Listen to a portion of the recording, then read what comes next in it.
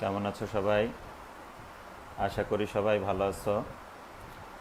প্রতি সপ্তাহের মতো এই সপ্তাহে চলে আসলাম তোমাদের সামনে সেকেন্ড ইয়ারের স্টুডেন্টদের জন্য টেরিডোফাইটসের ক্লাস নিয়ে।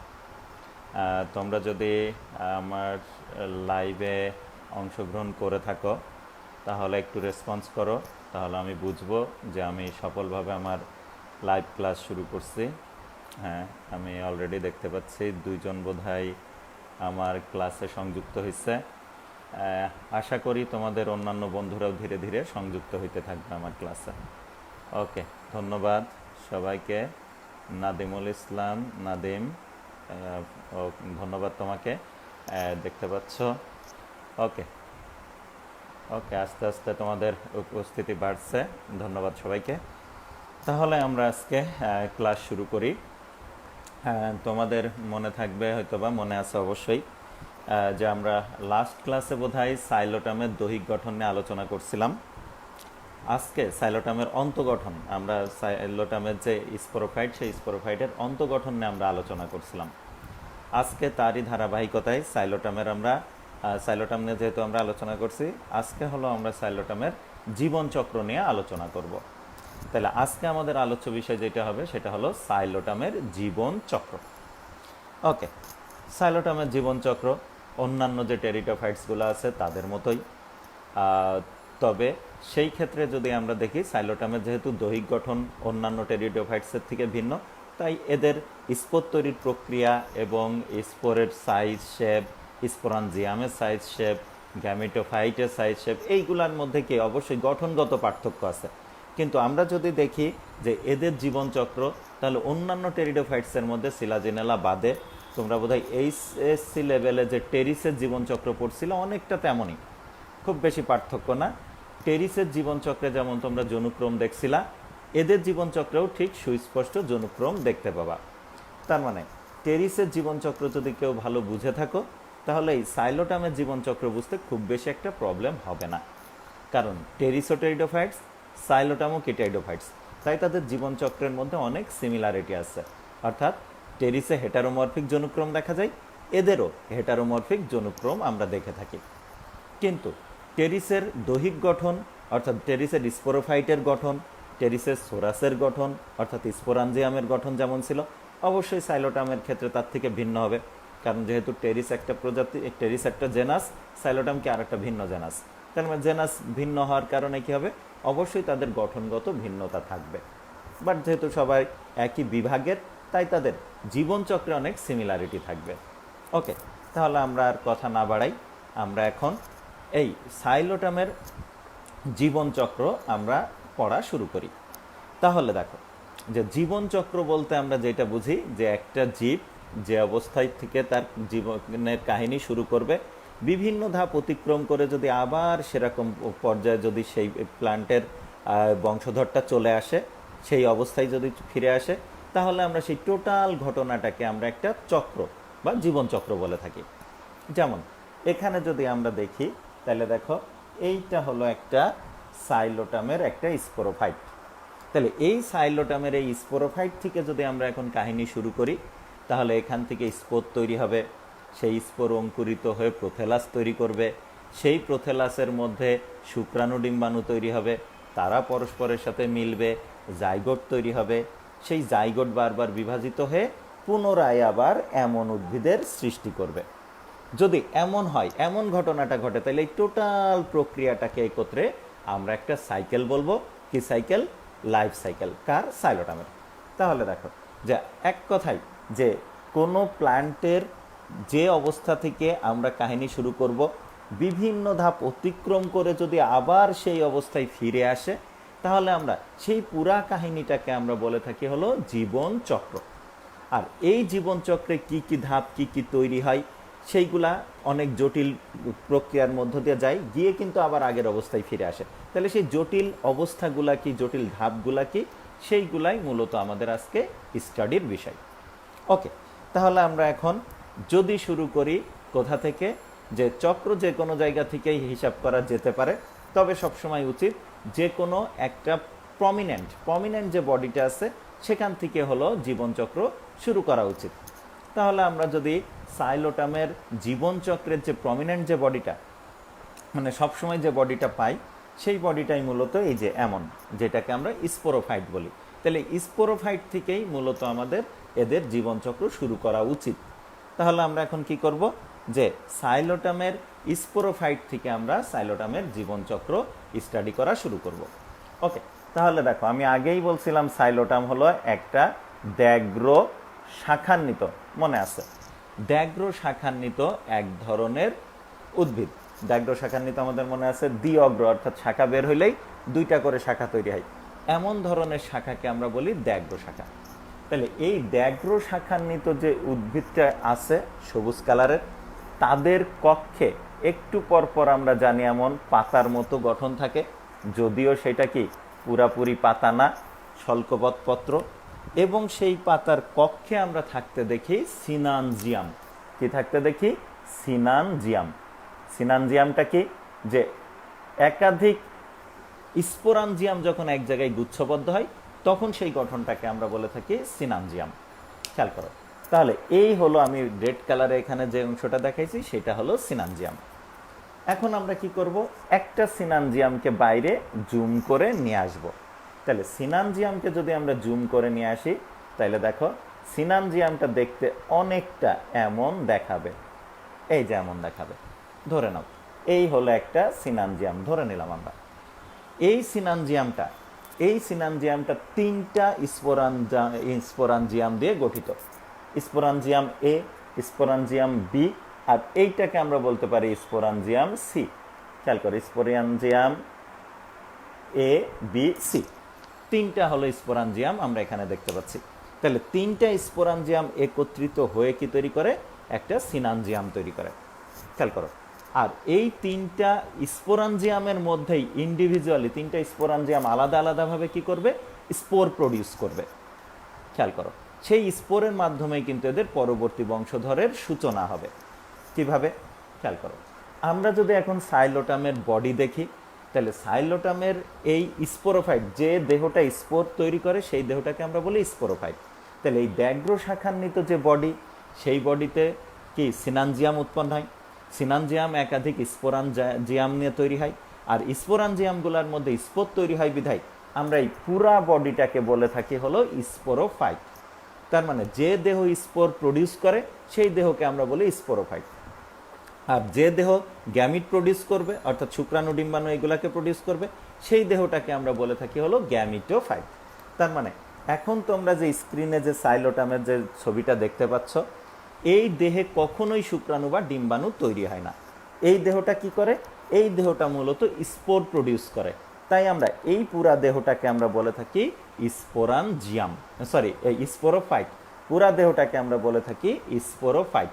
আর সেই স্পোরোফাইটে স্পোর তৈরির জন্য যে বডিগুলা, যে অঙ্গগুলা, তাদেরকে বলা হচ্ছে সিনানজিয়াম। আর প্রতিটা সিনানজিয়াম আবার তিনটা স্পোর তৈরিকারী এককে গঠিত। সেই প্রতিটা স্পোর তৈরিকারী একককে আমরা বলছি স্পোরানজিয়াম।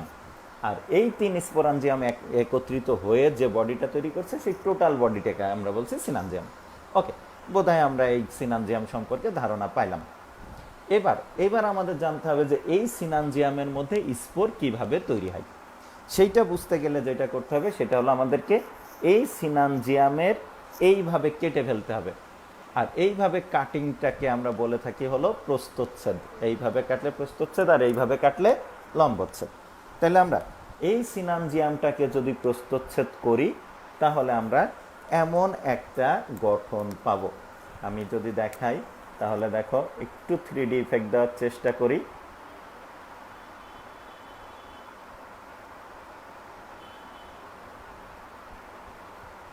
এই যে এমন একটা গঠন আমরা, অনেকটা এমন একটা গঠন আমরা পাবো। দেখো একটু মডিফাইয়ের দরকার আছে।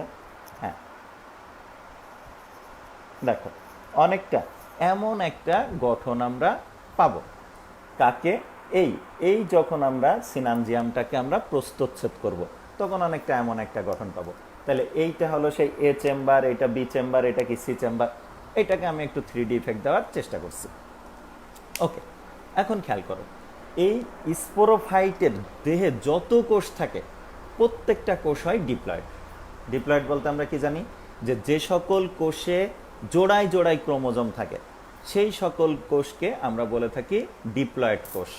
অর্থাৎ বাবা থেকে এবং মা থেকে একই আকার আকৃতি এবং একই বৈশিষ্ট্য ধারণকারী ক্রোমোজোম আসবে, এসে তারা কি জোড়ায় জোড়ায় অবস্থান করবে। যেমন আমাদের 23 জোড়া ক্রোমোজোম, তার মধ্যে 23টা আসে বাবা থেকে, 23টা আসে মা থেকে।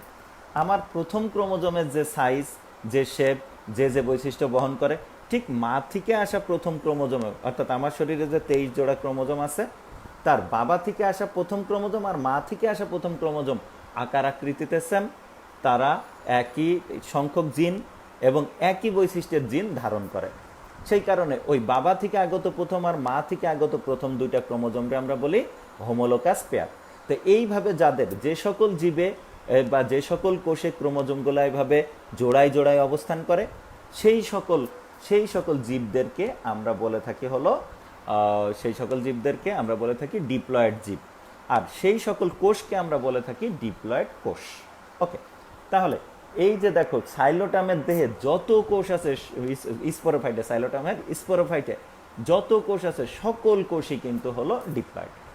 ওকে, এবার যদি আমরা দেখি তাহলে এই সাইলোটামের দেহের এই স্পোরাঞ্জিয়ামের বাইরে অবশ্যই কি সব ডিপ্লয়েড কোষ। এই ডিপ্লয়েড কোষের একটা লেয়ার থাকে, যদিও এই লেয়ারটা একটা মাত্র কোষের না, আমি এখানে এক কোষী লেয়ার দেখাইছি, অ্যাকচুয়ালি এখানে 4 থেকে 5টা কোষের একটা লেয়ার থাকে। তার মধ্যে বাইরের যে কোষীয় লেয়ারটা, সেই লেয়ারটা অনেক পুরু হয়, আর ভেতরে যে কোষের লেয়ার থাকে সেই কোষগুলা তুলনামূলক অনেক ছোট হয়। তার মানে আমরা যদি এখন দেখি তাহলে এই সিনানজিয়ামের তৈরিকারী যে স্পোরাঞ্জিয়াম, প্রতিটা স্পোরাঞ্জিয়ামের প্রাচীর একটা আবরণে আবৃত। সেই আবরণটা 4 থেকে 5 কোষ পুরু হয়ে থাকে। তার বাইরের লেয়ারের কোষগুলা সব থেকে পুরু, আর ভেতরের লেয়ারের কোষগুলা তুলনামূলক পাতলা বা ছোট হয়ে থাকে। তাহলে বাইরের লেয়ারের কোষগুলা বড় আর ভেতরের লেয়ারের কোষগুলা তুলনামূলক ছোট। এইভাবে 4-5 কোষীয় একটা লেয়ার কি হবে, পুরা সিনানজিয়ামের বাইরে প্রাচীর আকারে অবস্থান করবে। আর এমন প্রাচীরকে আমরা বলে থাকি হলো জ্যাকেট। কি বলি? জ্যাকেট। তার মানে প্রতিটা স্পোরাঞ্জিয়ামের বাইরে একটা করে জ্যাকেট থাকে, এবং সেই জ্যাকেট 4 থেকে 5টা কোষীয় 4 থেকে 5 লেয়ারের কোষ থেকে এই জ্যাকেট তৈরি করে। আর এই জ্যাকেটে আবৃত অবস্থায় ভেতরে একগুচ্ছ কোষ থাকে। এই যে দেখো, এখানে একগুচ্ছ কোষ আছে, এখানে একগুচ্ছ আছে, এখানে একগুচ্ছ কোষ আছে। ওকে, এই যে একগুচ্ছ কোষ, এই একগুচ্ছ কোষকেই মূলত আমরা বলে থাকি স্পোরোজেনাস টিস্যু। কি বলি? Sporogenous tissue. আমি যদি একটু 3D ইফেক্ট দিই তাহলে দেখো, এই সেই একগুচ্ছ কোষ, ঠিক আছে, এই যে একগুচ্ছ কোষ। তাহলে এইভাবে প্রত্যেকটা স্পোরাঞ্জিয়ামের কেন্দ্রেই তুমি এইভাবে একগুচ্ছ করে কোষ পাবা। সেই একগুচ্ছ কোষকে আমরা জানি, একগুচ্ছ কোষ যখন এক জায়গা থেকে উৎপত্তি লাভ করে একই কাজ করে, তখন সেই কোষের গুচ্ছকে আমরা বলে থাকি হলো টিস্যু। তাহলে এই প্রত্যেকটা স্পোরাঞ্জিয়ামের কেন্দ্রে এক স্পোরোজেনাস টিস্যু থাকে। এখন প্রশ্ন হলো যে কালো রঙে দেখানো এই টিস্যুকে আমরা স্পোরোজেনাস টিস্যু কেন বলছি? কারণ এই কালো রঙের কোষগুলা দিয়ে গঠিত যে টিস্যু, মানে কোষের যে গুচ্ছ অর্থাৎ টিস্যু, এই টিস্যুর প্রত্যেকটা কোষ হলো স্পোর উৎপাদনে ভূমিকা রাখে। কেউ সরাসরি স্পোর তৈরি করে, কেউ আবার স্পোর তৈরির ক্ষেত্রে নিউট্রিশন বা কি হলো পুষ্টি উপাদান সাপ্লাই দিয়ে তারা কি করে, তারা স্পোর তৈরিটা ত্বরান্বিত করে। যেমন এই স্পোরোজেনাস টিস্যুর সব কোষ না, কিছু কিছু কোষ কি হয়, গলে যাবে। খেয়াল করো, এই স্পোরোজেনাস টিস্যুর সবাই কিন্তু ডিপ্লয়েড। আমি আগেই বলছি যে এদের দেহ ডিপ্লয়েড, এই স্পোরাঞ্জিয়াম তৈরিকারী প্রত্যেকটা কোষ ডিপ্লয়েড। সেই হিসাবে স্পোরোজেনাস টিস্যুর প্রত্যেকটা কোষই কিন্তু ডিপ্লয়েড। তাহলে এই স্পোরোজেনাস টিস্যুর কিছু ডিপ্লয়েড কোষ গলে যাবে, গিয়ে একটা তরলে পরিণত হবে, হয়ে সেই তরলটা থাকবে কোথায়? সেই তরল হলো স্পোরাঞ্জিয়ামের মধ্যে অবস্থান করবে। আমি এখানে গ্রিন কালারে দেখালাম। স্পোরাঞ্জিয়ামের মধ্যে অবস্থান করে এই স্পোর তৈরিকারী যে টিস্যুগুলো আছে, স্পোর তৈরিকারী যে কোষগুলো আছে, তাদেরকে কি পুষ্টি সাপ্লাই দিবে, এবং স্পোর তৈরিকারী কোষ যখন স্পোরে পরিণত হবে তখন স্পোরদেরকে তারা পুষ্টি সাপ্লাই দিবে। তার মানে স্পোরোজেনাস যে টিস্যু আছে তার 100% না, তার কিছু কিছু কোষ বিগলিত হয়ে কি হয়, নিউট্রিশন বা একটা তরলে পরিণত হয়। সেই তরলটা মূলত কি নিউট্রিশনের কাজ করে, বা সেই তরলে কি নিউট্রিশন থাকে। সেই নিউট্রিশন, সেই তরলে থাকা যে পুষ্টি উপাদান, সেই পুষ্টি উপাদান হলো এই অন্যান্য কোষের, অন্যান্য স্পোর তৈরিকারী কোষদেরকে সেই পুষ্টির কি সাপ্লাই দিতে থাকে, যেন তারা স্পোরে পরিণত হতে পারে, এবং যখন স্পোর তৈরি হয়ে যায় তখন সেই স্পোর যেন সার্ভাইভ করতে পারে। ওকে, তাহলে এবার আমরা দেখি যে কিছু কোষ গলে গেছে। আমরা এখন কি করব, এই জায়গাটাই তাহলে আমি একটুখানি শুধু এই যে শুধু স্পোরোজেনাস টিস্যুকে আমি এই জায়গাটায় একটু জুম করলাম। এই যে দেখো শুধু স্পোরোজেনাস টিস্যু। তাহলে এইগুলা সব এক একটা কি স্পোরোজেনাস সেল। তাহলে এই স্পোরোজেনাস সেল যারা আছে এরা কিন্তু সবাই ডিপ্লয়েড। এর মধ্যে মনে করো দুই একটা গলে গেছে, মনে করো এটা গলে গেছে, এইটা কি গলে গেছে।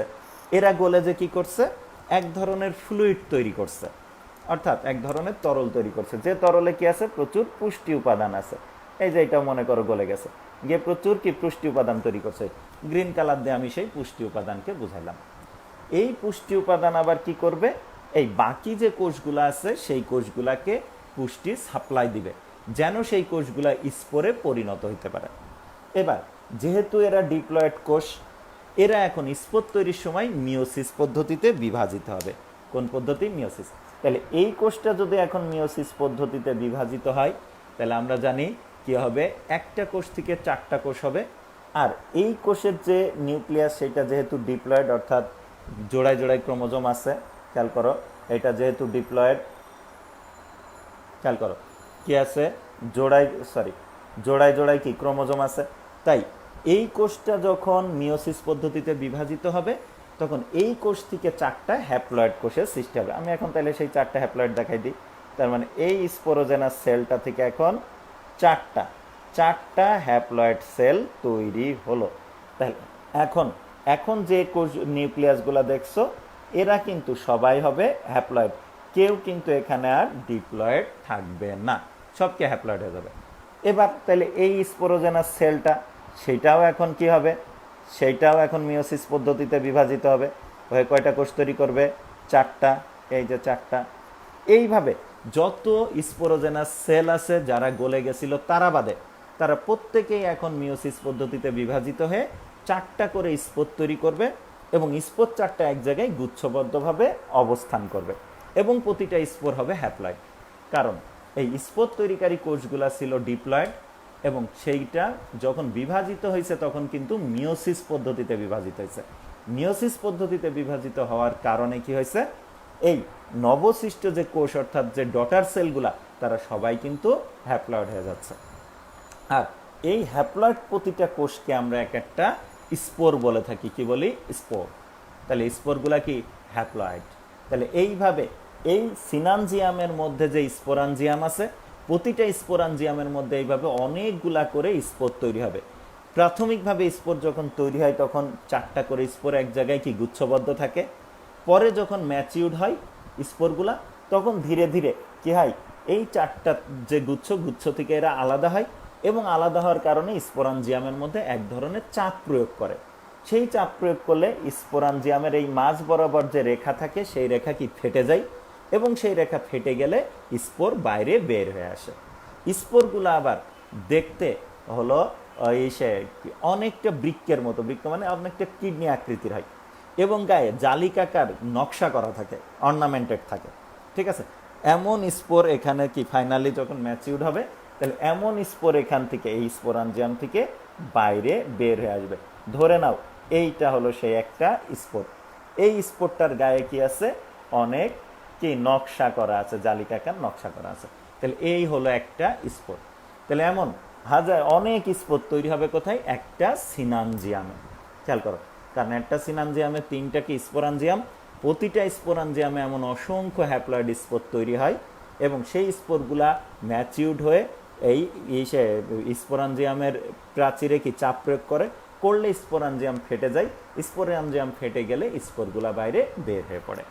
ওকে, তাহলে আমরা একটা ছবি একটু দেখব এখানে।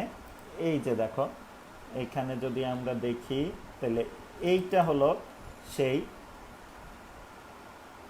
এইটা যদি আমরা দেখি তাহলে দেখো এইটা হলো একটা স্পোরাঞ্জিয়ামের, একটা সিনানজিয়ামের কি বাস্তব ছবি। এইটা হলো সিনানজিয়ামের বাস্তব একটা ছবি।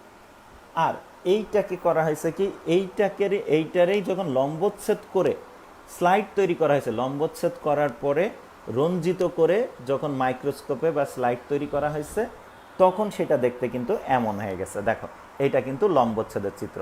তাহলে লম্বোচ্ছেদে কিন্তু আমরা 3টা স্পোরাঞ্জিয়াম দেখতে পাই না, 2টা পাই, 1 2 এটা। আর এই যে দেখো বাইরের যে কোষটা আছে, লেয়ারটা আছে, এইটাই হলো সেই জ্যাকেট লেয়ার, বাইরের লেয়ারটাই হলো জ্যাকেট লেয়ার। আর এই যে ভেতরে যে ছোট ছোট দানা দানা গঠনগুলো দেখতে পাচ্ছ, সেইগুলাই কিন্তু কি স্পোর। আর তার পাশে যে ফ্লুইড থাকে সেইটাই কিন্তু স্পোরোজেনাস, সেলগুলা গলে গিয়ে সেই ফ্লুইড তৈরি করে করে ভেতরেই ফাঁকা জায়গাগুলোতে অবস্থান করে করে ওই স্পোরগুলার পুষ্টি যোগাইতে থাকে। আমরা আরেকটু যদি জুম করি তাহলে বোধহয় আমরা এই এই যে এখানে দেখো এই জ্যাকেট যে স্পোরাঞ্জিয়ামের বাইরে যে জ্যাকেট, সেই জ্যাকেট বুঝতে পারছি। তাহলে জ্যাকেটটাতে কি আছে, একটা লেয়ার, জ্যাকেটের সর্ববহিস্থ লেয়ারের কোষগুলা দেখো অনেক বড়, অনেক বড় বড়, কিন্তু তার ইমিডিয়েট নিচে এই যে সামান্য একটুখানি জায়গায় ওই অঞ্চলের কোষগুলা কিন্তু তুলনামূলক অনেক ছোট হয়। ওকে, তাহলে এইটা তো গেল হলো লম্বচ্ছেদের হিসাব। এবার আমরা প্রস্থচ্ছেদ যদি দেখি তাহলে বুঝতে বোধহয় আমাদের আরও বেশি সুবিধা হবে। এই যে দেখো এই ছবিটা যদি আমরা দেখি তাহলে এই যে দেখো এখানে কি হয়েছে, এই ছবিটা কি, এই যে সিনানজিয়াম, টোটাল সিনানজিয়ামটারে প্রস্থচ্ছেদ করা হয়েছে। তাহলে এই যে বাইরে যে অনেকটা হলুদাব কালারের যে অংশটা দেখতে পাচ্ছি সেটা কি জ্যাকেট, আর ভেতরে যে যে সাদা যা দেখতে পাচ্ছি এইগুলা হলো স্পোরোজেনাস টিস্যু। আর যখন এটা ম্যাচিউরড হয়ে যাবে তখন এই স্পোরোজেনাস টিস্যু থেকেই কিন্তু স্পোরের সৃষ্টি হবে, যেটা আমরা এই ছবিটাতে দেখতে পাচ্ছি। ভালো করে দেখো, এটা কিন্তু প্রস্থচ্ছেদের হাতে আঁকা ছবি। আমরা এবার প্রস্থচ্ছেদের একটা বাস্তব ছবি দেখব। প্রস্থচ্ছেদ করে যখন ইসে দেওয়া হয় তখন কেমন দেখায় সেই ছবি একটা আমরা বাস্তব ছবি গেল কোথায়, আচ্ছা লম্বচ্ছেদের ছবিটা, আচ্ছা ওই ছবিটা এখানে নাই, আচ্ছা যাই হোক। তাহলে এইটা বোধহয় আমরা কম বেশি প্রস্থচ্ছেদের ছবি বুঝতে পারছি। আর স্পোরাঞ্জিয়ামের মধ্যে কিভাবে স্পোর উৎপাদিত হয় সেই কৌশলটাও বোধহয় আমরা শিখে গেছি। এবং স্পোরগুলা কেমন হয় বললাম, বৃক্কাকার, গায়ে জালিকাকার নকশা থাকবে এবং সেইটা হ্যাপ্লয়েড হবে, এইটা আমরা বোধহয় বুঝে গেছি। এতটুকু যদি আমরা বুঝে যে থাকি তাহলে আমরা এখন কি করব, এই ছবিটাকে আমি এখন মুছে দিলাম, ছবি মুছে দিলাম দিয়ে আমরা এখন জানলাম যে এই যে এখানে যেটা কি বলে সাইলোটাম, তাহলে এই সাইলোটামের যে দ্যাগ্র শাখা, সেই দ্যাগ্র শাখা থেকে কি বের হয়েছে, স্পোর বের হয়েছে। আমরা ধরে নিলাম এইটা, একটু জুম করে দেখালাম, এইটা মনে করো সেই স্পোরটা। তাহলে এই স্পোরটা এসে মনে করো মাটিতে পড়ছে। আমি এখন কালো কালার দিয়ে মাটি দেখাইলাম, আর এখানে লাল কালার দিয়ে আমি এই জায়গাটায় একটা স্পোরকে দেখাই, এই যে কিডনি আকৃতির স্পোর এটা। এবার দেখো এইভাবে তো হাজার হাজার প্রচুর কি স্পোর তৈরি করছে। এখন সব স্পোর তো আর সারভাইভ করবে না, এর মধ্যে যারা উপযুক্ত পরিবেশ পাবে সেই স্পোরগুলা ধীরে ধীরে কি করবে, পানি এবং খনিজ লবণ শোষণ করার কারণে, পানি এবং নিউট্রিশন শোষণ করার ফলে ধীরে ধীরে সেই স্পোর বিভাজিত হবে, হওয়ার পরে একটা প্রোথেলাস তৈরি করবে। সেই প্রোথেলাসটা অনেকটা, এই যে মনে আছে না আমরা বলছিলাম যে সাইলোটামের 2 ধরনের কাণ্ড থাকে, একটা ভূনিম্নস্থ রূপান্তরিত কাণ্ড যেটারে বলা হয় রাইজোম। তাহলে এই স্পোরটা, হ্যাপ্লয়েড যে কোষটা, এই কোষটা বারবার বিভাজিত হয়ে যে বডিটা তৈরি করবে সেই বডিটা দেখতে অনেকটা হলো এদের রাইজোমের মতো হবে। এদের রাইজোমে কি রাইজয়েড ছিল, অর্থাৎ মূলের পরিবর্তে রাইজয়েড থাকে, সেই রাইজয়েড ছিল। প্লাস এদের রাইজয়েডে কিন্তু হলো পরিবহন টিস্যু ছিল। তাহলে সুগঠিত না হইলেও এরা এই স্পোরটা অঙ্কুরিত হয়ে যে প্রোথেলাস তৈরি করবে, সেই প্রোথেলাসে কিন্তু এই পরিবহন টিস্যুর মতো টিস্যু থাকতে দেখা যায়। অনেকটা বলা যেতে পারে যে সেটা এক ধরনের পরিবহন টিস্যু। তার মানে তুমি ম্যাক্সিমাম ফার্নেই কিন্তু ফার্নের প্রোথেলাসে কিন্তু পরিবহন টিস্যু পাবা না, বাট আদি টাইপের হইলেও তোমরা এই এই সাইলোটামের হলো যে এই সেই প্রোথেলাস তৈরি হয়, সেই প্রোথেলাসে তোমরা কিন্তু কি পেতে পারো, কি পাবা, যে পরিবহন টিস্যু পাবা। ওকে, তাহলে আমরা এখন যদি এই কোষটাকে বিভাজিত হতে দেখি, কি পদ্ধতিতে বিভাজিত হবে, মাইটোসিস। আমরা জানি মাইটোসিস হলে কি হয়, একটা কোষ থেকে দুইটা কোষ, দুইটা থেকে কি চারটা, চারটা থেকে কি আটটা, এইভাবে কি কোষের সংখ্যা বাড়তে থাকে। এবং আমরা জানি কোষে কি হয়, কোষে হলো ক্রোমোজোম সংখ্যা কিন্তু সেম থাকে, ঠিক আছে। তার মানে স্পোরটা ছিল হ্যাপ্লয়েড, তাহলে সেই হ্যাপ্লয়েড স্পোর বারবার বিভাজিত হয়ে অনেকটা দ্যাগ্র শাখান্বিত যদি কোনো একটা গঠন তৈরি করে, তাহলে সেই গঠনের প্রত্যেকটা কোষই কিন্তু কি হবে, হ্যাপ্লয়েডই হবে। তার মানে এইভাবে আমরা যে বডিটা দেখতে পাচ্ছি, এই বডিটা অসম্পূর্ণভাবে দ্যাগ্র শাখান্বিত হয়, পুরাপুরি দ্যাগ্র শাখা হয় না, অসম্পূর্ণভাবে দ্যাগ্র শাখান্বিত হয়, হয়ে একটা বডি তৈরি করে। সেই বডিটা তুলনামূলক অনেক বড় হয় এবং ধীরে ধীরে এর মধ্যে কিন্তু যে বললাম ভেসেল অর্থাৎ পরিবহন টিস্যু, ট্র্যাকিডের কি আবির্ভাব ঘটে, অর্থাৎ পরিবহন টিস্যু তৈরি হয়ে পড়ে, হয়ে এমন একটা অসম্পূর্ণ দ্যাগ্র শাখান্বিত একটা বডি সৃষ্টি করে, সেইটাকেই মূলত আমরা বলে থাকি হলো প্রোথেলাস। ওকে, তাহলে আমরা সেরকম একটা প্রোথেলাস দেখে আসি।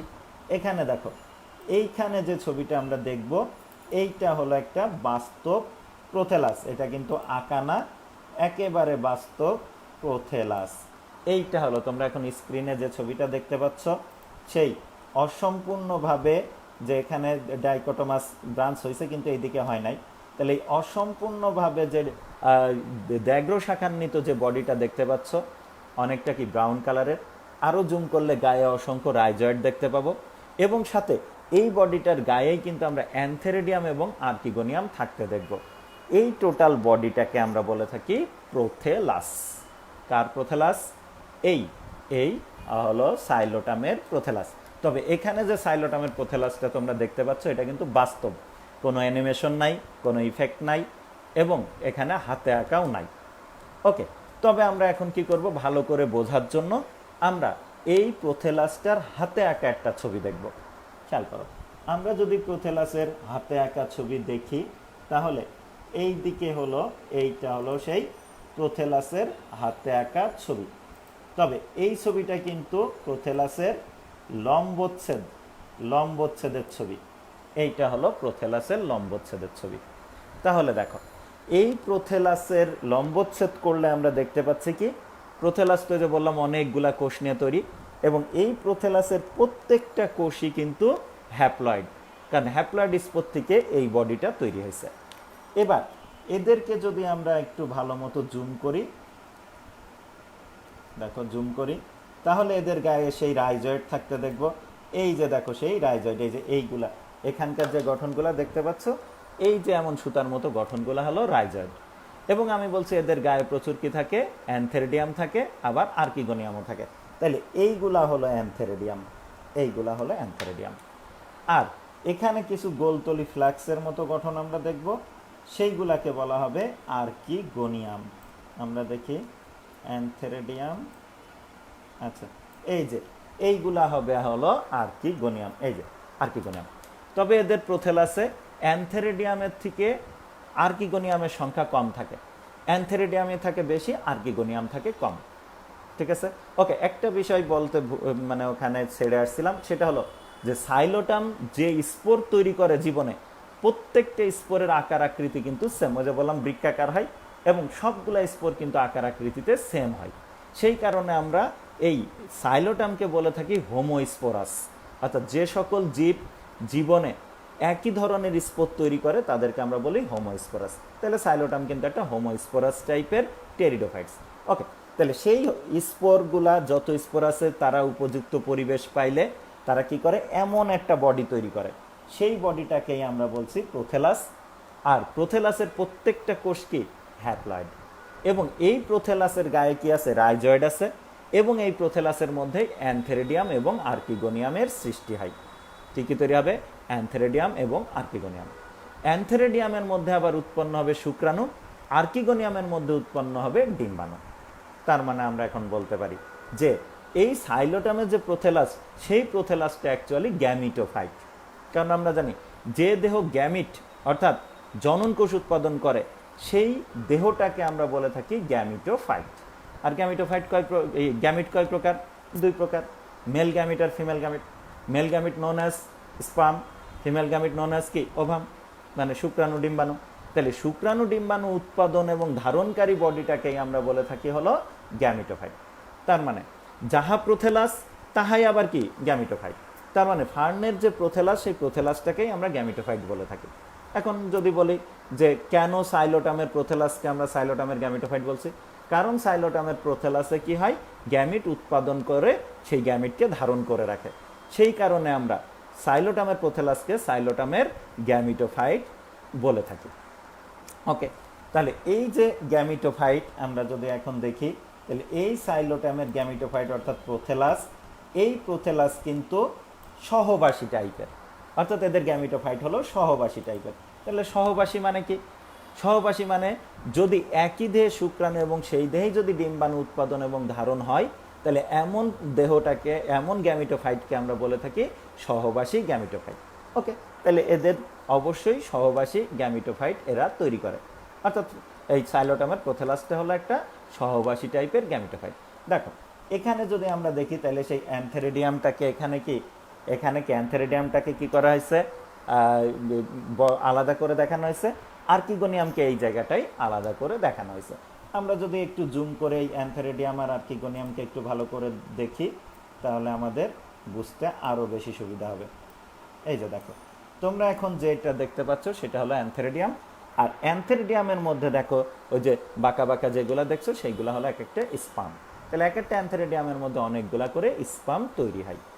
আর এই জায়গায় যদি আমরা দেখি, তাইলে এইটা হলো টোটালটা হলো আর্কিগোনিয়াম। আর এই আর্কিগোনিয়ামের মধ্যে প্রতিটা আর্কিগোনিয়ামের নিচের দিকে সাধারণত একটা করে ওভাম তৈরি হয়, অর্থাৎ ডিম্বাণু তৈরি হয়। ওকে, তাহলে এইভাবে এদের প্রোথেলাসে কি হচ্ছে? স্পাম তৈরি হচ্ছে, ওভামও তৈরি হচ্ছে, খেয়াল করো। এবং সাধারণত এদের যে প্রোথেলাস বা গ্যামিটোফাইট, তারা মাটির মধ্যে রাইজোমের মতোই মাটির মধ্যে অবস্থান করে। কিন্তু যখন কি হবে, এদের অ্যান্থেরিডিয়াম আর্কিগোনিয়াম যখন ম্যাচিউরড হয়ে যাবে, যখন কি বৃষ্টি হবে বা পানি পাবে, তখন এই অ্যান্থেরিডিয়াম ফেটে যাবে। খেয়াল করো, এই যে অ্যান্থেরিডিয়াম যা তৈরি হয়েছে সেগুলা কি ফেটে যাবে। ফেটে গেলে, অ্যান্থেরিডিয়াম ফেটে গেলে শুক্রাণু বের হয়ে আসবে। শুক্রাণু বের হয়ে এসে কি হবে? সেই পানিতে সাঁতরাবে, সাঁতরে সাঁতরে ধীরে ধীরে আর্কিগোনিয়ামের মধ্যে প্রবেশ করবে। কোথায় প্রবেশ করবে? আর্কিগোনিয়ামে। এবং সেই আর্কিগোনিয়ামের মধ্যে শুক্রাণু প্রবেশ করার পর কি শুক্রাণু আর ডিম্বাণুর মিলন হবে। মিলনের ফলে তৈরি হবে জাইগোট। এবং সেই জাইগোটটা বারবার বিভাজিত হয়ে একটা ভ্রূণ বা এমব্রায়ো তৈরি করবে। এবং পরবর্তীতে সেই এমব্রায়োটা কি হবে? ডেভেলপ করে নতুন একটা দ্যাগ্র শাখান্বিত বডি তৈরি করবে। ততক্ষণে দেখা যাবে কি যে ওই প্রোথেলাসটা নষ্ট হয়ে গেছে, পচে টচে নষ্ট হয়ে গেছে, কিন্তু ফাইনালি গিয়ে সেখান থেকে একটা দ্যাগ্র শাখান্বিত স্পোরোফাইট পার্মানেন্টভাবে রয়ে গেছে। এইভাবে দেখো, দ্যাগ্র শাখান্বিত স্পোরোফাইট থেকে কাহিনী শুরু করছিলাম, আবার কিন্তু সেখানে ফিরে এসেছি। তার মানে আমরা বোধহয় এখন এই কি বলে সাইলোটামের জীবনচক্রটা বোধহয় অনেকাংশে বুঝে গেছি। তাহলে আমি এখানে আরেকটু ডিটেলে বোঝানোর চেষ্টা করি। তাহলে মনে করো এইটা হলো একটা প্রোথেলাস, কিসের? সাইলোটামের প্রোথেলাস। আর এই সাইলোটামের প্রোথেলাসের এই জায়গায় মনে করো তৈরি হয়েছে কি? আর্কিগোনিয়াম। ধরে নাও এইটা হলো আর্কিগোনিয়াম, আর আর্কিগোনিয়ামের মধ্যে তৈরি হয়েছে ডিম্বাণু, ধরে নিলাম। আর এই জায়গায় তৈরি হয়েছে মনে করো অ্যান্থেরিডিয়াম। ঠিক আছে, অ্যান্থেরিডিয়ামের মধ্যে কি তৈরি হয়? শুক্রাণু। খেয়াল করো, এদের যে প্রোথেলাস, সেখানে কিন্তু একটা আর্কিগোনিয়াম একটা অ্যান্থেরিডিয়াম না, অনেকগুলো অ্যান্থেরিডিয়াম আর স্বল্প সংখ্যক আর্কিগোনিয়াম কিন্তু তৈরি হয়। আমি কিন্তু আগেই বলছি, বাট আমি এখানে দুইটা দেখাইলাম। এবার এটা কি ফেটে যাবে, ফেটে গিয়ে পানিতে সাঁতরে সাঁতরে তার যে শুক্রাণু, সেই শুক্রাণু এখন এই আর্কিগোনিয়ামের দিকে আসতে থাকবে। তারপরে এক সময় আর্কিগোনিয়ামের মধ্যে ঢুকে এই আর্কিগোনিয়ামের মধ্যে থাকা যে ডিম্বাণু, সেই ডিম্বাণুর সাথে কি মিলে যাবে, মিলে কি তৈরি করবে? জাইগোট। সেই জাইগোটটা যখন বিভাজিত হবে, বারবার বিভাজিত হবে, তখন এই আর্কিগোনিয়ামের মধ্যেই জাইগোট থাকা অবস্থায় কি বিভাজন শুরু হবে। এবং বিভাজিত হয়ে প্রথমে একটা একটা কি এমব্রায়ো তৈরি করবে। কি তৈরি করবে? এমব্রায়ো। পরবর্তীতে সেই এমব্রায়োটা ধীরে ধীরে বেড়ে এমনকি দ্যাগ্র শাখান্বিত নতুন স্পোরোফাইটের সৃষ্টি করবে। যখন এমন দ্যাগ্র শাখান্বিত স্পোরোফাইট সৃষ্টি হয়ে যাবে তখন কি হবে? তখন কিন্তু এই নিচের যে আছে এই গ্যামেটোফাইটটুকু আছে তারা কিন্তু নষ্ট হয়ে যাবে এবং এদের থেকে কি হবে? ধীরে ধীরে এদের এই আবার নতুন করে ওখান থেকে বের হয়েছে কি বায়বীয় শাখা বের হয়েছিল, নিচে আবার হলো মাটির ভূনিম্নস্থ শাখাটা তৈরি হয়ে সেটা মাটির মধ্যে রূপান্তরিত অবস্থায় অবস্থান নেবে, যেটাকে মূলত আমরা রাইজোম বলবো। ওকে, তাহলে এই ছিল হলো কি সাইলোটামের জীবনচক্র। আমরা যদি একেবারে সংক্ষেপে একটু বলি তাহলে আমাদেরকে একটা ছবি দেখতে হবে, ছবি দেখে এই সাইলোটামের জীবনচক্রটা সংক্ষেপে একটু রিভিউ করতে হবে। তাহলে আমরা সেই ছবিটা এখন দেখি। এইটা হলো সেই সাইলোটামের লাইফ সাইকেলের ছবি। কই গেল?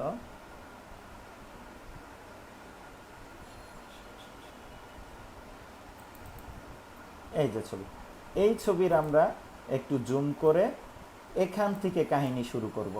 এই যে দেখো,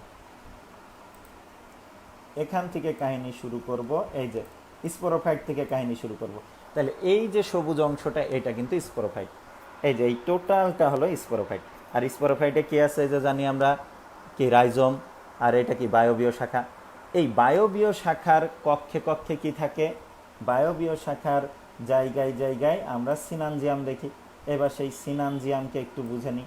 এই যে দেখো এখানে যে এই যে ইয়েলো কালারের যে গঠনগুলা দেখতে পাচ্ছ সেইগুলোকে এক একটা কি সিনানজিয়াম। এই যে এই ইয়েলো গঠনগুলো হলো এক একটা সিনানজিয়াম। এবার আমরা সেই সিনানজিয়ামকে যদি লম্বচ্ছেদ করে দেখি তাহলে দেখো এই হলো সেই সিনানজিয়ামকে আমরা অনেক জুম করছি, লম্বচ্ছেদ করছি। তাহলে এই আবরণটা কি? সেই জ্যাকেট আবরণ, ঠিক আছে। আর এই যে ভেতরে স্পোরোজেনাস টিস্যু ছিল সেখান থেকে কি তৈরি হয়েছে? স্পোর। দেখো সেই স্পোরগুলা বাইরে বের হয়ে যাচ্ছে। এবার এই স্পোরগুলা যদি বাইরে বের হয়ে আসে, আসার পর দেখো এই স্পোর এখন ওই স্পোরগুলার মধ্য থেকে যারা উপযুক্ত পরিবেশ পাইছে তারা কি সারভাইভ করে এই প্রোথেলাসটা তৈরি করছে। এই হলো প্রোথেলাস, যেটা অনিয়মিত দ্যাগ্র শাখা বলা হয়। অনিয়মিত দ্যাগ্র শাখা বিশিষ্ট একটা দেহ তৈরি করছে। এই দেহ তৈরি করতে 4 থেকে 5 মাস সময় লেগে যায়, ঠিক আছে, যে উপযুক্ত পরিবেশ পাইলে। আর যারা উপযুক্ত পরিবেশ পায় না তারা কি নষ্ট হয়ে যায়, ধ্বংস হয়ে যায়। এই জন্যই কিন্তু সাইলোটাম বিলুপ্তির দিকে, কারণ এত দীর্ঘ সময়ের মধ্যে স্পোর কিন্তু নানানভাবে কি নষ্ট হয়ে যেতে পারে। তাই এদের অঙ্কুরিত হওয়ার জন্য কি সময় লাগছে, বিধায় এরা কিন্তু সারভাইভ করতে পারছে না, আস্তে আস্তে বিলুপ্তির দিকে চলে যাচ্ছে। ওকে, এবার দেখো তাহলে এইভাবে যে এসে আছে, এইটা হলো সেই প্রোথেলাস। সেই প্রোথেলাসের গায়ে এইগুলা কি আছে দেখো? রাইজয়েড। তার গায়ে কি অ্যান্থেরিডিয়াম আছে, কোনো জায়গায় আছে আর্কিগোনিয়াম। এখানে আমরা সেই অ্যান্থেরিডিয়াম আর আর্কিগোনিয়ামকে শুধু এখানে জুম করে দেখাবো। তাহলে এইটা হলো সেই, আমি আরেকটু জুম আউট না করলে এক ফ্রেমে আসবে না। এই যে দেখো, আমরা যদি এখন দেখি তাহলে দেখো এখানে দেখানো হয়েছে সেই অ্যান্থেরিডিয়ামটাকে, আর এখানে দেখানো হয়েছে সেই আর্কিগোনিয়ামের মধ্যে ডিম্বাণুটাকে। তাহলে অ্যান্থেরিডিয়ামের মধ্যে আছে শুক্রাণু। এই দেখো শুক্রাণু বের হয়ে আসছে, এখানে সেই শুক্রাণু বের হইতে দেখাচ্ছে। এই শুক্রাণু নিজে সাঁতরে কই চলে আসবে? এই ডিম্বাণুর সাথে মিলিত হবে। এই ডিম্বাণুর সাথে মিলিত হইলেই কি তৈরি হবে দেখো? এই যে এখানে এসে জাইগোট ফর্ম করবে। এই যে আমরা এখন যদি দেখি তাহলে এখানে দেখো, সরি, এই যে দেখো এই জায়গাটায় কি তৈরি হয়েছিল? আর্কিগোনিয়ামের মধ্যেই এখানে জাইগোট তৈরি হয়েছিল। সেই জাইগোটটা বারবার বিভাজিত হয়ে অলরেডি এই আর্কিগোনিয়ামের মধ্যেই ভ্রূণ তৈরি করে ফেলছে, এমব্রায়ো তৈরি করে ফেলছে। তারপরে যদি আমরা দেখি তাহলে সেই এমব্রায়োটা দেখো আস্তে আস্তে আস্তে আস্তে রূপান্তরিত হয়ে এই যে দ্যাগ্র শাখান্বিত নতুন বডি তৈরি করছে। এইভাবে নতুন বডি তৈরি হইতে থাকবে এবং একসময় সেই নতুন বডিটা ম্যাচিউড হয়ে, এটা কি প্রি ইম্যাচিউড নতুন বডি, আর এক সময় এটা কি ম্যাচিউড হয়ে এমন অনেকগুলা শাখা প্রশাখা তৈরির মাধ্যমে নতুন স্পোরোফাইট অর্থাৎ আগের অবস্থায় ফিরে আসবে। তত সময় এই যে এই প্রোথেলাস যেটা সেটা হয়তোবা নষ্ট হয়ে যাবে। ঠিক আছে, ফাইনালি তুমি এইটা পেয়ে গেলা। তার মানে এখান থেকে কাহিনী শুরু করছিলাম, আবার এই জায়গাটায় ফিরে আসলাম। তাহলে এখন এই টোটাল ঘটনাটারে কি বলবো আমরা? জীবন চক্র। কার? সাইলোটামের। এবার খেয়াল করো, এই সাইলোটামের জীবন চক্রে তাইলে আমরা দুই ধরনের দশা, দুইটা দশা দেখতে পাইলাম। একটাকে আমরা বলছি স্পোরোফাইটিক দশা, আর একটাকে আমরা বলছি গ্যামিটোফাইটিক দশা। তাহলে স্পোরোফাইটিক দশা কোনটা? এইটা। আর গ্যামিটোফাইটিক দশা কোনটা? যে প্রোথেলাসটা। ঠিক আছে, তার মানে স্পোরোফাইট থেকে স্পোর তৈরি হলো, স্পোর থেকে তৈরি হলো প্রোথেলাস, প্রোথেলাস থেকে আবার তৈরি হলো স্পোরোফাইট। তার মানে সরাসরি স্পোরোফাইট থেকে কিন্তু স্পোরোফাইট তৈরি হয় না, সরাসরি কিন্তু গ্যামিটোফাইট থেকেও গ্যামিটোফাইট তৈরি হয় না। এদের লাইফ সাইকেলে স্পোরোফাইট থেকে হয় গ্যামিটোফাইট, গ্যামিটোফাইট থেকে আবার স্পোরোফাইটের সৃষ্টি হয়। যে সকল জীবের জীবনচক্রে আমরা এমন ঘটনা দেখব, অর্থাৎ যে সকল উদ্ভিদে আমরা দেখব স্পোরোফাইট থেকে হবে গ্যামিটোফাইট, গ্যামিটোফাইট থেকে হবে আবার স্পোরোফাইট, খেয়াল করো, তাদের জীবনচক্রকে আমরা বলে থাকি হলো জনুক্রম। কারণ এদের স্পোরোফাইটটা আমি বলছিলাম ডিপ্লয়েড, আর গ্যামিটোফাইট কিন্তু হ্যাপ্লয়েড। কারণ গ্যামিটোফাইটটা কি? স্পোর থেকে তৈরি হয়েছিল, স্পোর ছিল কিন্তু হ্যাপ্লয়েড, বাট স্পোরোফাইট ছিল কিন্তু ডিপ্লয়েড। মনে আছে কিনা? তাহলে ডিপ্লয়েড স্পোরোফাইট থেকে হ্যাপ্লয়েড গ্যামিটোফাইট তৈরি হবে, সে হ্যাপ্লয়েড গ্যামিটোফাইট থেকে আবার কি?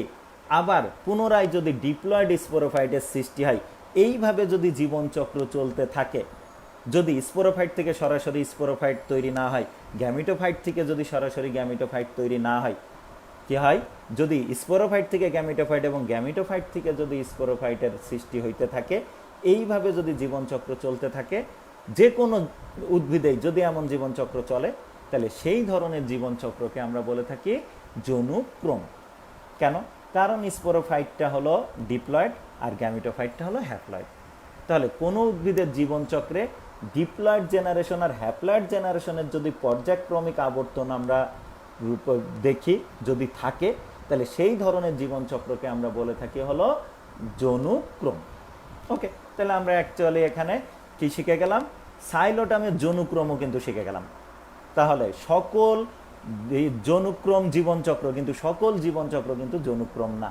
যে সকল জীবনচক্রে ডিপ্লয়েড এবং হ্যাপ্লয়েড দশার পর্যায়ক্রমিক আবর্তন আছে, শুধুমাত্র সেই জীবনচক্রগুলোকেই আমরা জনুক্রম বলি। তাহলে অবশ্যই আমরা এখন বলতে পারি যে এই সাইলোটামের জীবনচক্রটাই জনুক্রম আছে, অর্থাৎ সাইলোটামের জীবনচক্রটা জনুক্রম। ওকে, পারলাম। এবার আসো, এবার প্রশ্ন যে এই জনুক্রমটা কোন টাইপের? এই সাইলোটামের জীবনচক্রের যে জনুক্রম, সেই জনুক্রমটা কিন্তু হেটারোমরফিক টাইপের। কোন টাইপের? হেটারোমরফিক টাইপের। এখন প্রশ্ন, স্যার হেটারোমরফিক আবার কি? হেটারো শব্দের অর্থ ভিন্ন, আর মরফিক শব্দের অর্থ আসলে দৈহিক গঠন বা অবয়ব বোঝানো যায়। তাহলে এদের যে দুইটা জেনারেশন জীবনচক্রে, ডিপ্লয়েড আর হ্যাপ্লয়েড, ডিপ্লয়েড জেনারেশন কোনটা? স্পোরোফাইট। হ্যাপ্লয়েড জেনারেশন কোনটা? গ্যামিটোফাইট বা প্রোথেলাস।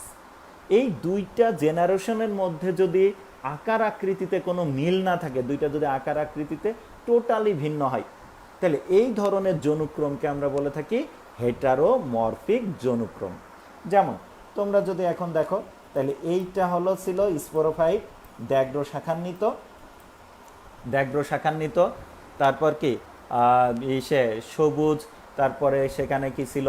পাতা ছিল, পাতা না, স্বল্পবৎ পত্র ছিল, সিনানজিয়াম ছিল, দেখতে অনেক বড় ছিল, বাট তার থেকে তুলনা, এবং সবুজ ছিল। কিন্তু তুমি যদি এখন এদের গ্যামিটোফাইটটা দেখো, তাহলে সেটা প্রকৃত দ্যাগ্র শাখান্বিত না, অসম্পূর্ণ দ্যাগ্র শাখান্বিত। কালারেও ভিন্নতা আছে, ব্রাউন কালার।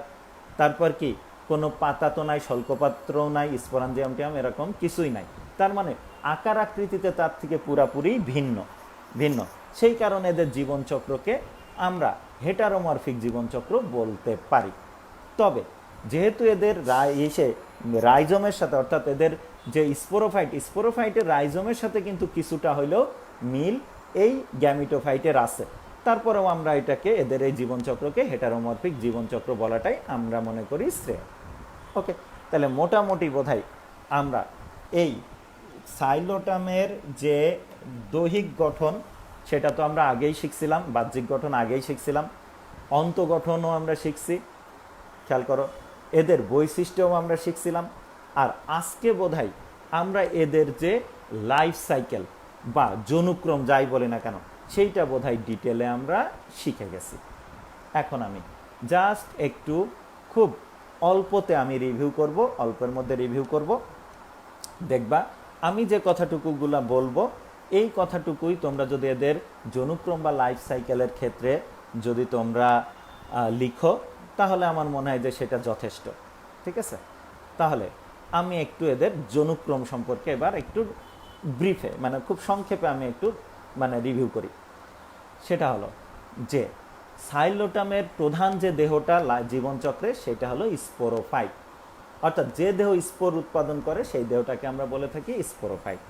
আর এদের জীবনচক্রে সবসময় যেহেতু স্পোরোফাইটটা দেখা যায়, ক্ষণিকের জন্য হয়তো বা গ্যামিটোফাইট উৎপন্ন হয়, তাই আমরা এদের লাইফ সাইকেলের প্রধান যে দেহটা সেটাকে আমরা স্পোরোফাইট বলে থাকি। এদের স্পোরোফাইট সবুজ পাতাবিহীন কিন্তু স্বল্পপদ পত্র থাকে এবং ব্যাঘ্র শাখান্বিত হয়। এদের স্পোরোফাইটের যে স্বল্পবৎ পত্র দ্বিধাবিভক্ত অবস্থায় যেখানে থাকে সেই স্বল্পবৎ পত্রের গোড়ায় সিনানজিয়াম নামে একটা বিশেষ ধরনের অঙ্গ থাকতে দেখা যায়। সিনানজিয়াম হলো 3টা স্পোরানজিয়ামের সমষ্টি। প্রতিটা স্পোরানজিয়ামের বাইরে জ্যাকেট নামে এক ধরনের কি আবরণ থাকে, যারা 4 থেকে 5টা কোষীয় লেয়ারে হলো গঠিত। তার মধ্যে বাইরের লেয়ারের কোষগুলো তুলনামূলক অনেক বড় হয়, আর ভেতরের দিককার বাকি 3-4টা লেয়ার সেটা অনেক পাতলা হয়। খেয়াল করো, এই জ্যাকেটে আবৃত অবস্থায় প্রতিটা স্পোরানজিয়ামের মধ্যে একগুচ্ছ স্পোরোজেনাস কোষ থাকে, আর স্পোরোজেনাস কোষের এই গুচ্ছকে আমরা বলে থাকি স্পোরোজেনাস টিস্যু। প্রতিটা স্পোরানজিয়ামের মধ্যে যে স্পোরোজেনাস টিস্যু থাকে তার কিছু কোষ গলে গিয়ে এই স্পোরানজিয়ামের মধ্যে একটা ফ্লুইডে পরিণত হয়ে অন্যান্য স্পোরোজেনাস সেলগুলাতে পুষ্টি সাপ্লাই দিতে থাকে, নিউট্রিশন সাপ্লাই দিতে থাকে, যার ফলে অন্যান্য যে স্পোরোজেনাস সেলগুলো আছে তারা দ্রুত বেড়ে উঠতে পারে এবং তারা মিওসিস পদ্ধতিতে বিভাজিত হয়ে 4টা করে স্পোর তৈরি করতে পারে। উল্লেখ্য যে স্পোরোফাইটের প্রত্যেকটা কোষই হলো ডিপ্লয়েড। মূল কাণ্ড যাই বলো না কেন, যেখানে যা আছে, এদের মূল নাই, রাইজয়েড আছে, যেখানে যে কোষ আছে স্পোরোফাইটের তার প্রত্যেকটা কোষ হলো ডিপ্লয়েড। ঠিক আছে, সেই হিসাবে স্পোরোজেনাস টিস্যুর প্রত্যেকটা কোষ ডিপ্লয়েড ছিল। তার মধ্যে যে সেলগুলা মিওসিস পদ্ধতিতে বিভাজিত হয়ে 4টা করে কোষ তৈরি করে, তখন সেই উৎপাদিত নতুন 4টা কোষ হ্যাপ্লয়েড হয়ে যায় এবং সেই হ্যাপ্লয়েড প্রত্যেকটা কোষকে আমরা একটা স্পোর বলি। প্রথম দিকে যখন স্পোর উৎপন্ন হয় একটা কোষ থেকে, একটা স্পোর মাতৃকোষ থেকে 4টা স্পোর যখন তৈরি হয় তখন তারা গুচ্ছবদ্ধভাবে অবস্থান করে। ওই 4টা স্পোরের গুচ্ছকে প্রাথমিকভাবে আমরা স্পোর টেট্রাড বলি। ধীরে ধীরে স্পোরগুলা পরস্পর থেকে আলাদা হয়ে স্পোরানজিয়ামের মধ্যে যখন প্রেসার তৈরি করে তখন তার লম্বা এক ধরনের রেখা বা জয়েন্টের মতো গঠন থাকে, সেখান থেকে এরা ফেটে যায়। ফেটে গেলে স্পোরগুলো বাইরে বের হয়ে আসে। প্রত্যেকটা স্পোর অনেকটা বৃত্তাকার ব্রাউন কালারের হয় এবং হ্যাপ্লয়েড। অবশ্যই এই হ্যাপ্লয়েড স্পোর মাটিতে পড়বে বা পরিবেশে পড়ে সেখান থেকে পানি এবং খনিজ লবণ শোষণ করে ধীরে ধীরে জার্মিনেট করবে, অঙ্কুরিত হবে। তবে অঙ্কুরিত হইতে যেহেতু সময় লাগে, অনেক দীর্ঘ সময় ধরে তাদের অঙ্কুরিত হইতে হয়, তাই ম্যাক্সিমাম ক্ষেত্রে এদের স্পোরগুলো কিন্তু নষ্ট হয়ে যেতে পারে।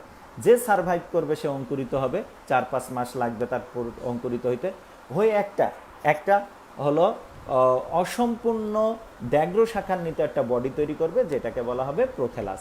প্রোথেলাসটা হলো একটা হ্যাপ্লয়েড বডি, এদের প্রত্যেকটা কোষ হ্যাপ্লয়েড। এই প্রোথেলাসের গায়ে কি থাকবে? রাইজয়েড থাকবে এবং এদের গায়ে অসংখ্য অ্যান্থেরিডিয়াম এবং কিছু আর্কিগোনিয়াম তৈরি হবে। অ্যান্থেরিডিয়ামগুলোর মধ্যে তৈরি হবে অনেকগুলা করে শুক্রাণু, আর আর্কিগোনিয়ামগুলোর মধ্যে তৈরি হবে প্রত্যেকটা আর্কিগোনিয়ামে একটা করে ডিম্বাণু তৈরি হবে।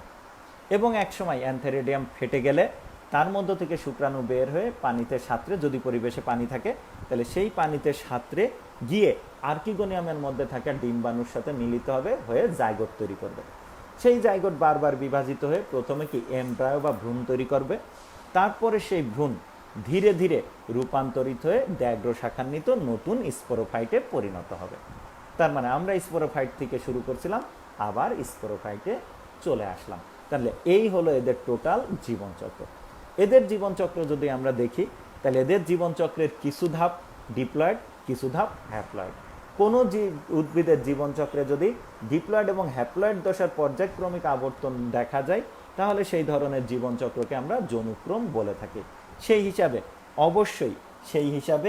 অবশ্যই এই যে সাইলোটামের যে জীবনচক্র সেটা অবশ্যই জনুক্রম হবে। ওকে, তাহলে আমার মনে হয় যে সাইলোটামের জীবনচক্র আমরা যথেষ্ট ডিটেলে আমরা স্টাডি করলাম, আমরা আলোচনা করলাম। তোমরা এখন এইটা পড়ার পর যদি কোনো জায়গায় কোনো প্রশ্ন থাকে তাহলে সেই প্রশ্নগুলা লিখে কমেন্টসে দিয়ে দিও। আমি আগামী ক্লাসে অবশ্যই চেষ্টা করব যে আগে সেই এইগুলা মানে প্রশ্নের উত্তরগুলা দিয়ে তারপর আবার নতুন টপিক শুরু করতে। ওকে, তাহলে ভালো থাকো সবাই, দোয়া করো আমার জন্য, দোয়া করো সারা বিশ্বের জন্য। Good bye.